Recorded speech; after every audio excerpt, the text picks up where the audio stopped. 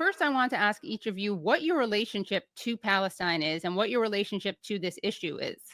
I am Palestinian. I have been living in Spain for the last 24 years, but the only thing that is consistent in my life is Palestine. So, And where in Palestine are you from? my family, we are originally from Jaffa, so we are refugees. I was born in a refugee camp in the city of Nablus in Northwest Bank. What about you, Melanie? Well, I'm a lawyer and I'm specialized in human rights, international private and public law, and human rights have always been on the core of my professional education in life, basically. And I guess what has happened the last 2 years, almost 19, 20 months, is it's shocking on so many levels and unbelievable that this is possible in our world. I'm just speechless about the human slaughter that we see on a daily basis on our phones, about the gaslighting that we get from our governments, about this whole horrific situation that we have to live in. And, especially for me with my German history of the atrocious history of the Holocaust that we learned never again. And apparently we thought, that we have learned of our history, which is genocides. Not only the Holocaust, but also the genocide in Namibia. And to know all that, but then see Germany act in this way and support Israel without any constraints and delivering this amount of weapons and all the rhetorics and politics aligned to that is simply, for me, it's unacceptable. And it has reached a point where we cannot continue our lives anymore as they are while we see this live stream genocide, dehumanization, and complete humiliation of the Palestinians. And we also have to recognize that our governments are not going to do what is right legally and morally. And Tara, what about you? I'm Palestinian as well, actually, partially from occupied Jaffa, like Saif, and then the other side from Al-Quds, from Jerusalem. My family was also exiled in 1948 to Jordan, and so that's where I grew up. And right now I'm based in Georgia, in Montreal.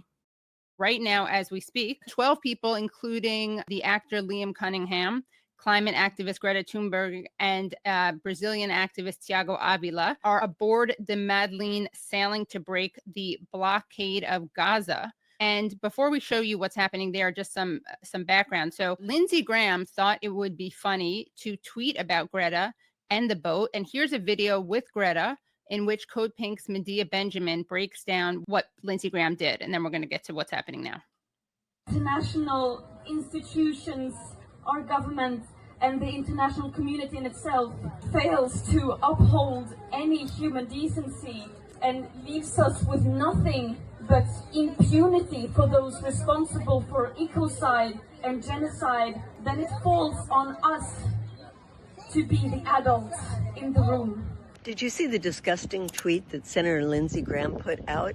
It was a picture of the Madeleine, the boat that's trying to get to Gaza with food and medicines.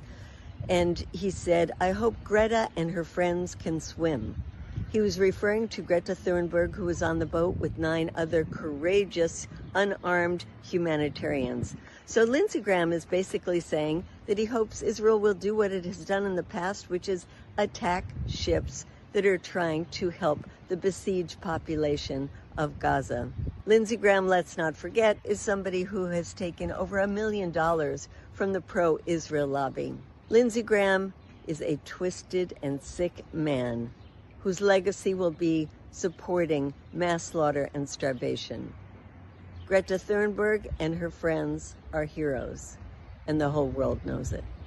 Shame on you, Senator Graham.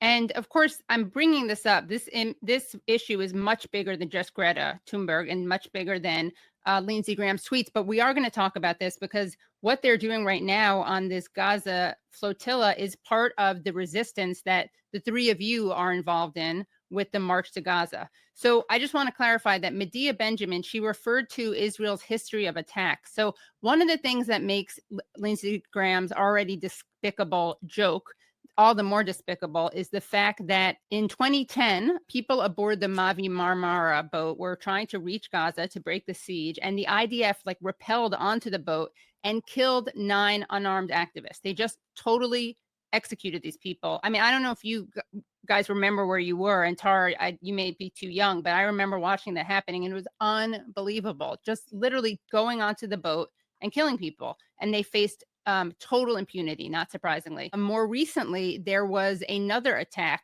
on another boat. The boat was called the Conscience, which was kind of a perfect metaphor that Israel is literally trying to kill the conscience of the world. And here's Greta Thunberg recalling what happened. And this was just a month ago on another boat that was part of this flotilla. So let's take a listen. Hello, I am currently standing on the Madeleine, the ship that on Sunday, June 1st, will attempt to again sail towards Gaza and to try to break the siege and open up a humanitarian corridor by delivering aid like food and medical supplies. The last time we attempted this, about a month ago, the boat Conscience that we were about to board, just a couple of hours before we were planning to board and set sail, it got bombed twice, and all evidence suggests that it was Israel who did it. Oh my God. So now we are here in Catania, outside of Sicily, to try to continue our mission to try again. Because currently we are watching a systematic starvation of 2 million people, a live stream genocide, and the world's silence is deadly. That is why we have to keep trying everything we can, even if the odds are against us, to try to protest and do everything we can to stand against Israel's atrocities and war crimes, and to support and stand in solidarity with the people of Palestine. So keep your eyes on deck, continue flooding the streets, organize, boycott, and do everything in your power to stand for Palestine. There's a pretty scary update that we got from Greta and Thiago Avila, who, by the way, we were privileged to interview him on the other podcast that I co-host, Useful Idiots. He came on with Hueda, who's also working on this flotilla. They were attacked by a drone last month, and it looks like there may be another one now. So let's take a look at this. Hey everyone, this is Thiago Avila. I'm here on board the Madeleine. We are on our mission to break the siege of Gaza. This is the third night, and there's a drone on top of our ship. We need your support right now, right now. Please tell everyone, demand a safe passage. If this is an attack, we need your support right now. Hello everyone, we are reporting here from the Madeleine. We are right now at 80 kilometers from Greek lands and 68 kilometers from Greek territorial borders. What happened is that we just spotted a drone, and we confirmed it is a drone, but we just lost visual with it. It could have either turned back or turned off the lights. We have our safety procedures here, and it demands us to go get all of our life jackets. We prepare to alert level at the maximum, especially if it's approaching us, and we sound the alarm for you. Now we count on all of you to share what's going on here, and to please let the world know that we are 80 kilometers from Greece, and we need your help. That's it. Please send this distress signal to everyone. We need your support right now. So I don't actually know what that means in terms of wanting a distress signal. Does anyone know what that means? What we can do? I guess retweet these things. Spread as much as we can, raise awareness about it. Keep eyes on this so at least they know that people are watching them.